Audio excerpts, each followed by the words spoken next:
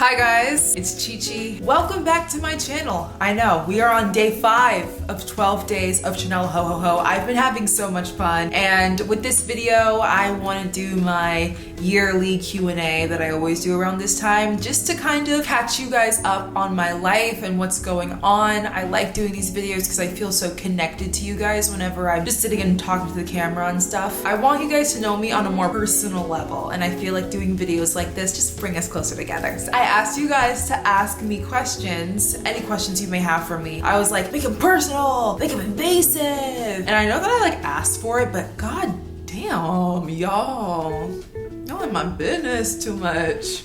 But it's okay. This is what makes us closer. So let's answer these questions. Number 1, do you actually think you're going to achieve your goal by December 3rd, 2025? For those who don't know, I was a pre-med student and I recently graduated with my degree in biology with the intent of being a doctor. But during my gap year, I was like, I'm just not sure if this career choice is right for me. And you know, I told my mom, and you guys know how that went. So now she kind of gave me like a little ultimatum and basically gave me a year to make my fashion dreams come true. And if I don't make my dreams come true by December 3rd, I'm going to resort to what's practical and look into the possibility of getting back on track to attend medical school and be a doctor. So yeah, I've been documenting that journey ever since December 3rd, which is not too long ago. So to answer your question, do I think I'm actually going to do this? I fucking hope so. I fucking hope so. The thing is, I don't have any knowledge about the fashion industry. My love for fashion comes from my love for personal style, comes from my love for my experiences, and I see fashion as a way of expressing myself, you know? I've always been into style, but like the fashion industry, like, do I necessarily know how all that works? No. Do I know if I can do this in a year? I don't know. That's what the journey's for. We're gonna find out. I'm gonna try and make this happen in a year, because if it doesn't happen in a year, it's gonna be so embarrassing because you have so many people watching you, and you know that there are some people who are watching not because they support you, but because, you know, they want to see you fail. And so there's a lot of pressure to make everything work out. But you know, pressure? What pressure? I want you guys to know that I have this microphone here as a prop. Does it actually work? No, but we're gonna pretend it does. What is one time you were so close to crashing out, and why? And this question actually ties into like another question I wanna answer, which is like, what was like your turning point? Like, what was the moment that you realized that like medicine wasn't for you? Because these two things happened at the same time. Let's go back. Let's go back to February 2023. In February 2023, I was a junior and I was applying for summer internships. So I was applying to a lot of summer internship research programs in the area, and I applied to this really, really competitive program at Penn. They have so many applicants. I'm pretty sure they have like thousands of applicants for their summer research program, and only about like, I guess like 50 or like 30 get asked to come back for interviews.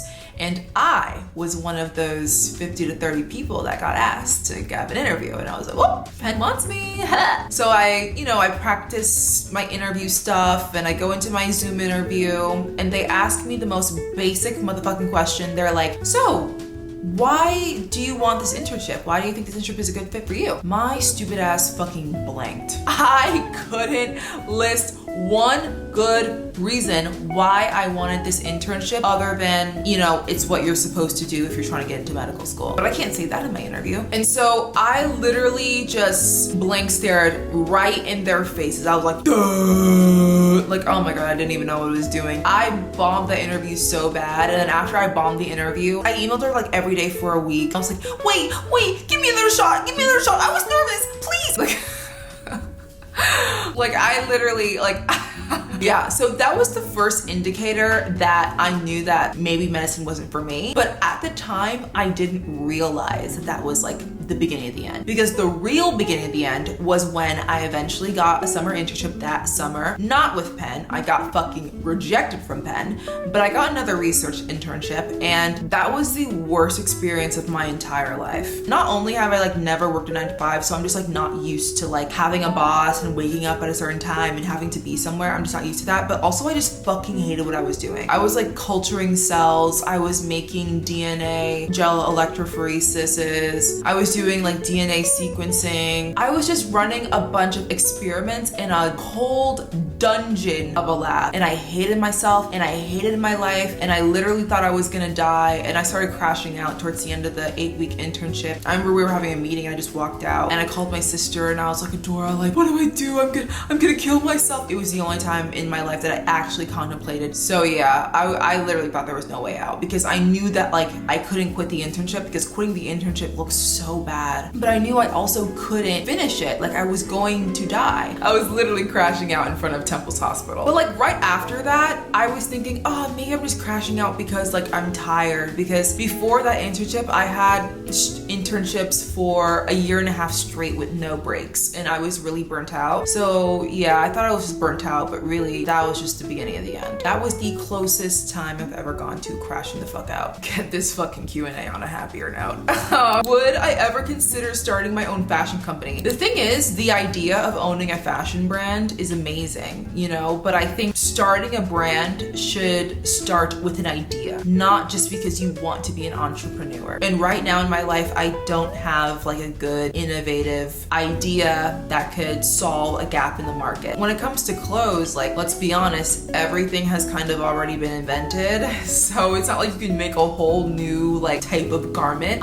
So you differentiate yourself by like the quality of garment that you sell and the fit of the garment, and you really have to sell a lifestyle in order to start like a fashion brand. I think the idea of it would be amazing, you know, but like I wouldn't just start a brand just to start a brand. I know a lot of fashion creators or just influencers, you know, they have a lot of followers and they're like, oh, what do I do with these followers? I need to start a brand and put my fucking name on something. No, you fucking don't. If I have a good idea that solves a gap in the market in fashion, I will start a fashion brand. Like, I'm not gonna start a fashion brand just to sell fucking sweatshirts. Like, no, like, you have enough sweatshirts. I can direct you on where to shop if you want a sweatshirt. If I start a fashion brand, they have to be unique designs, innovative ideas that really solve a problem within the fashion space. Do I have that idea right now? No, I don't. But if I ever do have that idea, that's when I'll start.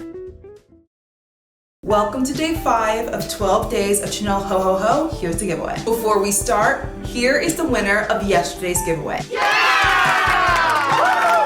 In today's video, I'm gonna be giving away a style mystery box. What is that? If you are selected to win, I'm gonna ask for your Pinterest board, which is full of pictures that emulate your personal style. With that in mind, I'm gonna go out, shop for you, and style an outfit for you. And then I'm gonna ship that outfit to your house. You're gonna have no idea what's inside of it, because that's kind of the point of a style mystery box. All you have to do to enter is subscribe to my YouTube channel, follow me on Instagram and TikTok, which is at Coco Chinelo, and then answer the question I asked in the comments below. And after your comment, make sure to put your Instagram handle so I know how to contact you if you win. You're gonna find out who won the giveaway in tomorrow's YouTube video. Yeah, that's it. I hope you guys enjoy, and let's continue the video.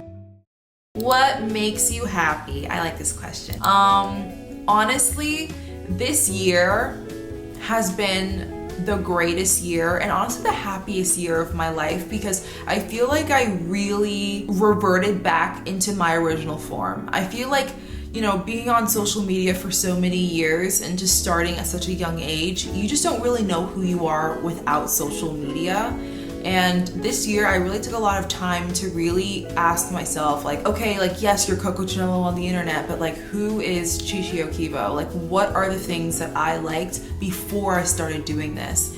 And the answers to those questions are simple. I loved wrestling, I loved soccer, I loved fashion, I love hanging out with my friends. I just love wholesome experiences. I love thrifting, that makes me happy, and I just love hanging out and spending time with my friends. Like, I know that's one aspect of my life that I haven't really shared or anything, but I do really want to introduce you guys to my friends. I really want to incorporate them into my content, because I feel like my friends are such a huge part of who I am, and the connection that I have with my friends just kind of showcases what I want you to take from my content, and that is the fact that you don't need the nice fancy car. You don't need to be jet setting. You don't need to fit into this like black girl luxury mold. The most important things in life are just the simple things in life. Hanging out with your friends and just spending time with them and cultivating community. That is the most important aspect of life. Community is a huge reason why I'm into sports, because sports has such an amazing, committed, passionate community. And also you can find a community through fashion. So yeah, I really want my content to steer more towards valuing community rather than like focusing on material things. And I do feel like having that message out in today's society when it comes to social media, it's not super popular, but it's just what makes me happy, and I feel like it's important for everybody to know. How long did it take you to save up for your nose job? It took me like 6 months to save up for my nose job, and my nose job was like $11,000. And I got my nose done in America, which is not that common. A lot of people go to Turkey to get their nose done, but I was really young when I got my nose done, so I can't be traveling like to Turkey to get my nose done. So I just got my nose done right in my backyard, 11K, 5 years. It's been 5 years, I know. I was watching Chichi Knows Best the other day, and my God, I look so different, but whatever. A fashion trend that you hate. The thing is, I actually don't hate any fashion trend, because I genuinely believe that if you can style an outfit very well, you can make anything look good. But what I hate about modern fashion trends is this like repackaging of trends. Like for example, like someone with like a classic style, before they would be considered, oh, that's a classic style, it's a timeless style, but now it's like, oh, that's old money. And like you see a girl wear like a fur coat and you'll be like, oh my gosh, she's so mob wife. Like clean girl, mob wife, old money, like please stop. Please stop. What is the worst thing someone has ever said to you? The thing is about me is that I'm a very self-aware person. I am a much more logical person than I am an emotional person. So even if someone says something really, really like mean and rude towards me, if it's true, I probably won't take offense to it. The way that I kind of cope whenever someone says something to me that's not nice is that I ask myself 3 questions. First things first, does the person talking shit about me know me well enough to make this claim? If the answer is no, don't even think about their comment. If the answer is yes, you need to ask yourself another question, which is what she said about me valid? Not necessarily is it true, but is it valid? With the information that they have about you, do you see how they can come to that conclusion about you? If the answer is no, forget about it. If the answer is yes, you need to ask yourself one more question. Is the claim that this person made about me, is it true? For this question, you have to be honest with yourself. Is it true? If the answer is no, forget about it. If the answer is yes, then maybe take what they said into consideration and change for the better. For me, I did not have a mom who was like, oh, like they're just jealous of you. Don't worry about what people say. They're just jealous of you. Like my mom was always like, if someone's talking shit about you, you probably did something to make them think that way. And although that's very like harsh, like parenting, it honestly has been a really great, useful tool in my life now, because I'm able to hold myself accountable when I am wrong, which is something that a lot of people cannot do. Has there ever been a time where you got your lick back on someone who has wronged you? Have I ever gotten my lick back on someone? Not really. I think the best way that I get my lick back on people is to just evaluate the situation and recognize if I was in the wrong for anything,